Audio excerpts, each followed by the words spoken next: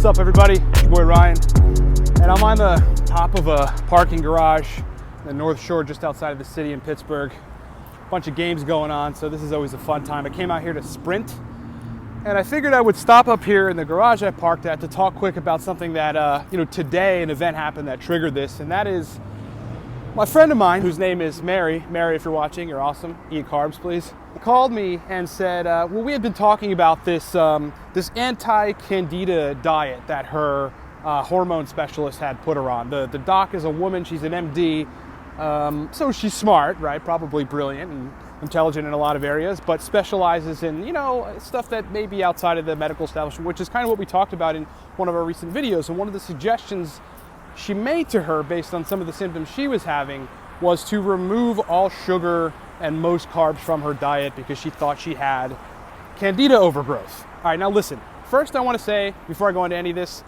I do believe candida overgrowth is a thing or can be a thing, and it can certainly be symptomatic for people, right? They could have bloating and digestive issues and whatever. I'm not trying to discard the idea that candida is a thing. It's a yeast that does grow. We have it innately in our digestive tracts, and yeah, sure, it could overgrow. But, to listen to a set of symptoms and then prescribe a treatment plan, no sugar, no carbs, and some other things, without actually testing whether or not, and I'm not sure, the degree of tests for candida, the efficacy of tests for candida, is sort of alarming, right? That's not something that I would do.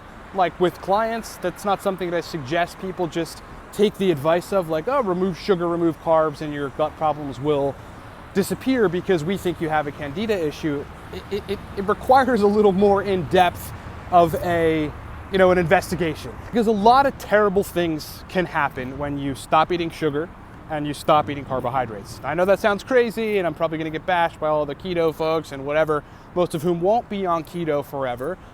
More than likely will run into health problems, or at the very least, fatigue in their workouts, sleep issues, cortisol rising, testosterone dropping, thyroid hormones dropping, all the stuff that typically happens when you go keto for extended periods of time. But I will say that is you're shooting at a target you can't see, in that particular case. Having gut issues, having digestive issues, maybe it's candida, let's go on a no sugar, no carb diet. That's not how you would approach that particular situation. I'm not saying I have the answer necessarily. I might be shooting for bifido and lactobacilli twice a day probiotics at the very least to start. Perhaps if you're really sure you've got a bacterial overgrowth, which it's pretty much characterized by a lot of bloating and gas and digestive issues and related to microorganisms consuming your sugar and carbohydrates and them producing gas or producing sort of negative effect as a result of that. But what I will say clearly is you remove sugar and carbohydrates in large part in your diet, well, then a couple things are going to happen, no question about it. Number one, the body is going to switch from glucose to using amino acids and fatty acids for fuel, right? It's going to convert them to a little bit of usable glucose through gluconeogenesis, a process by which you take amino acids and fatty acids and turn them into carbohydrates. But that process, people think oh, there you go, there I got my glucose that I need. There's no essential glucose. It's all horseshit. That process is by no means efficient. It's not an efficient process. But what it will do, definitely, this is the physiological literature, is you will deplete glycogen stores pretty quickly. Your capacity to put on mass is going to decline, whether it takes a week, 2 weeks, 3 weeks, maybe more. Maybe you're consuming a lot of calories and therefore the gluconeogenesis is compensating for that somehow, and you're not really overdoing the workouts, but eventually you're going to start depleting your glycogen stores, and that is going to make you feel weak. Carbs, for the record, good bit of carbohydrates, feed species of intestinal flora that keep the balance in check between gram-positive and gram-negative bacteria. You remove the food source for the gram-positive bacteria, which, by the way, not sure if any of you guys knew this, is carbohydrates, well, then you run into a potential for dysbiosis, right? And when you end up in a place of extreme gut dysbiosis, then your, whatever issues you were going on a low carb, no sugar diet for to begin with are gonna seem abysmal, because the type of issues you get when you have an actual true dysbiosis are pretty fucking horrible. My friend, she calls me up and she goes, we had been talking about this whole situation, and I was like, okay, cool. You went on you went on a candida diet, basically. Let's see how you fare, whatever. Ultimately, some of her hormones were tanked. Estrogen, progesterone, testosterone were low. I was like, all right, cool. That's what your doc says, whatever. Good luck. A week later, she calls me up and she goes, man, I am just feeling really, really terrible, right? My workouts suck, my joints ache. She was saying I would walk up 2 flights of steps and be like totally tired, like debilitated, like feeling like I was gonna die, completely out of breath, like I had just ran a half marathon or something. That's not normal, folks. That's not good. Now, some of you I know are gonna say, and what the keto folks would say, or the low carb, no sugar ever in your life, even though it's the primary source of fuel for your brain and your cells, and the most efficient one, frankly. Oh, that's just like what do they call it, the keto flu, the low carb flu. You'll get over that once you fat adapt. Yeah, not really. In my experience, I went keto myself, so I'm speaking from experience. This was many, many years ago. But also, at this point, I would probably wager about 100 or so clients. I mean, that's an estimation. But I talked to a lot of clients in the capacity of neuroscience, nootropics, physiology, testosterone optimization, otherwise optimization. What I've seen, in the most part, aside from the dogmatic blogosphere on this and some of the scant cherry-picked literature, because frankly that's what it is that most people, when they go low, no carb, no sugar, eventually run into problems. Hormonal issues primarily, electrolyte issues secondarily. Like, people forget that the production of the hormones that dictate your water and your sodium balance particularly drop when you go on a ketogenic diet. I mean, that, and by the way, she didn't go keto necessarily. She was eating some carbs. It was very, very low and no sugar. But the reason that people have this keto flu or whatever symptoms when they go low carb, no sugar, partially in addition to the fact that they don't have glucose fueling their cells and their body's like, what the hell? Their metabolism is down regulating essentially, and then they're trying to execute this gluconeogenesis process and converting fatty acids and amino acids into glucose, which again is very inefficient. But also the production of a very important hormone called aldosterone, which it basically tells your kidneys when you urinate how much salt to retain. And in some cases, a very, very, very important hormone, neurohormone, called vasopressin, which gets pumped out basically from the posterior pituitary. That lowers also. And when that happens, well, now you can't control your fluid balance, and that's fucking dangerous. And that could land you in a pretty sketchy place where you may need to go to the ER and get an IV, and get some fluids back in and kind of rebalance that homeostasis of sodium and water in your body. Go ask any low carb person which, by the way, I can guarantee you, if it's been a long time, they're not sticking with it. They're eating carbohydrates because they realize they have to. All of the paleo folks realized they had to eat carbohydrates. All of the women that went on those type of diets back in the day, and it was very, very popular. I'm talking 10, 15 years ago was the start of this. All lost their periods, the hormones started fluctuating negatively, guys' testosterone dropped, they went back on carbohydrates. But if you get people that are actually trying to stick with it and muscling through the symptoms, you're gonna find they all have to consume electrolytes, all of them, right? At large quantity, unusual quantity. That's why the RDA for sodium is, 2,500 milligrams or whatever it is, right? And that's different. It's not a static number for people. You sweat some out, whatever. It's kind of one of those things that fluctuates. But you'll find that they all have to engage, or most of them have to engage, consciously in an electrolyte repletion strategy, right? It's not normal, guys. What's the moral of the story? What was my suggestions for her? Number one, ditch the anti-sugar, anti-carb diet. You may have some bloating or some weird symptoms in the first day or two when you're eating carbs again. For her, it's only been a week and a half that she really hasn't been eating many carbs. So bring carbohydrates back in the mix. Like I pleaded with her, please bring them, please start eating carbohydrates. She was like, totally, right away, I'll do it. Whatever to feel better. Start eating the carbohydrates.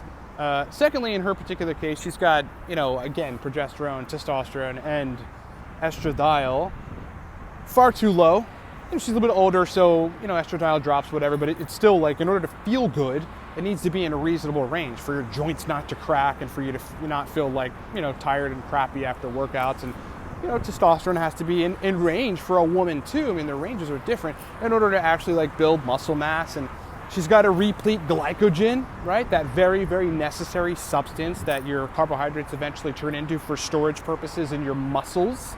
She's gonna need to replete that stuff. Guarantee you, in a mere few days, she will feel better, right? She will feel better. And whatever symptoms she had to begin with that made the doc go, oh, it's candida, let's go on an anti-sugar, anti-carb diet, they may still be present, but that's another avenue she's gonna have to take to resolve that. So why did I tell you this whole story? I told you this whole story because, as I said recently, so we just did a video on why your doctor gaslights you, and some people took that as like doctors aren't, you shouldn't listen to your doctor or whatever. You absolutely should in most cases. They're extremely intelligent, they've worked a lot, they've seen a lot of patients, they have experience that even biohackers don't have, admittedly. However, that dynamic works both ways, right? I mean, I've got MD friends that I reach out to for advice, and then I've got MD friends that reach out to me for advice. That's how the balance should go. But, you got these specialists, if you will, in one area or another that are like randomly giving the advice to fucking go no carb and no sugar, and it's ending up detrimental for people. There's nothing good about that. Like, if I would scorn that doctor, if I could talk to that doctor, I'd be like, why didn't, there's got to be some sort of test to measure whether or not you actually have a candida overgrowth. Don't be telling patients to forego their primary fuel source and have them go through that whole fat adaptation process, which again is extremely inefficient, comes with side effects, and downregulates metabolism, fusses with hormones in the long run, and electrolytes and mineral corticoids. You don't want to be fucking with that stuff, right? If you don't have to. I would tell that doc, like, dude, like, don't be giving suggestions. That's too broad brush. Come to find out, this same doctor, and I wish I could out the person, but I'm not going to. This same doctor gives that recommendation like front and center to most patients that come to her. It's like, she hears her symptoms and it may put the person on some other treatment plan or whatever, but in that is usually no carbs, no sugar. Like, doc, come on, you're an MD. Like, these are the kind of things you should know. You can't starve people of the primary source that they need to make energy. I feel like this turned into an anti-keto, anti-carnivore thing, and it's not. It's like whatever, but there's no getting around physiology, okay? You're gonna deplete your electrolytes eventually. You'll fuss with the signaling cascades that, keep the fluid and really sodium-water balance in check. You're gonna fuss with your gut function via starving the gram-positive species of bacteria of the food source that they need to thrive. It's their job to keep dysbiosis from happening, not necessarily yours. You get into trying to control physiology at that level where you've got a very, very innately intelligent system, meaning the intestinal microbiota, the flora. Yeah, that's sketchy territory, my friends. And generally, like the broad brush recommendation to just remove carbs and sugar, because of a certain set of symptoms without testing, that's just bad practice, right? That's just a bad idea. Maybe another overarching point or sort of background point that you guys can glean from this is test everything, man. Test everything. I can't tell you how many people say like, oh, I think I have this, it must be this, I read that it was this.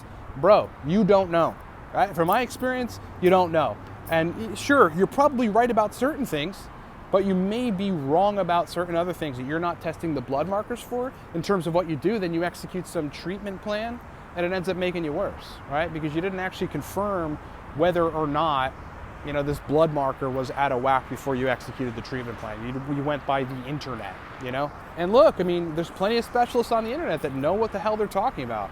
You've got to be good at vetting them, right? Of discerning who has an extensive body of research and experience, because those two things are very important, and who doesn't, who's piggybacking off of like the new trend. And there are plenty of those people. And I'm sure you guys know how to differentiate, man. You got to listen to people's adeptness, their prowess in the disciplines that they're discussing, whether or not they reference literature, very, very important. Whether or not when they're talking, they're speaking from a place of referencing literature and referencing like working with real people, and at the very least experience with themselves that they've backed up via fucking labs, dude. Do the labs, run the labs. Understand the blood will tell you a lot. Not everything necessarily, but it gives you a pretty good picture of what is going on most of the time. Don't go on any wacky macro deficient diets because, you know, you have this symptom or the other, you know, and your homeopath told you to fucking do one thing or the other. Just please think more practically. And I know a lot of you, because, you know, we're in nootropics and biohacking is somewhat the alternative realm. There still has to be practicality applied to what you're doing, right? We're not guessing here. The best biohacking work is in looking at the labs, making micro adjustments, in some cases being aggressive, but influenced by labs, and continuing to monitor for optimization, okay? Hope that makes sense. I went on for a pretty long time here because this really bothers me. You know, she calls me, I'm sleeping today, and I get her text like, I need to talk about this. And, you know, it turns out it's this thing, and this doctor are giving her these shitty suggestions. And, you know, that, as Peter Griffin would say, that really grinds my gears. Thanks so much for watching, everybody. It's been a pleasure hanging out with you. Listen, we just launched a 20% off the Cortex nootropic stack. We're trying to get rid of the last bit of inventory before we have new set of inventory of Cortex coming with a label change, by the way. Not an ingredient change, just a label change. It's time to update the label. And so we're just trying to blow out the rest of the Cortex inventory. But Cortex is an amazing nootropic stack.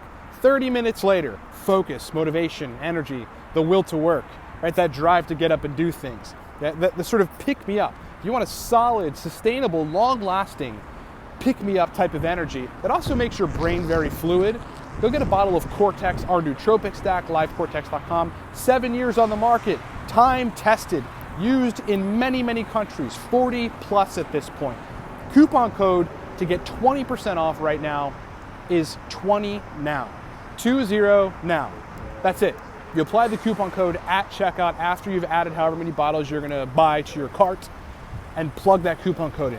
20% is a lot. 20% takes a good bit of money off a bottle of Cortex. So if you want to re-up on Cortex, for those of you that get it every month, you know, that you want an extra bottle, those of you that have tried the stack, you love the stack, you haven't thought about it in a while, and you want to re-up on Cortex, use the coupon code 20NOW. 20NOW. Save 20% on Cortex right at the moment. If you want to save some money on Torque, our other nootropic stack that is equally awesome, but even more stimulatory, I mean, this is like not for the faint of heart.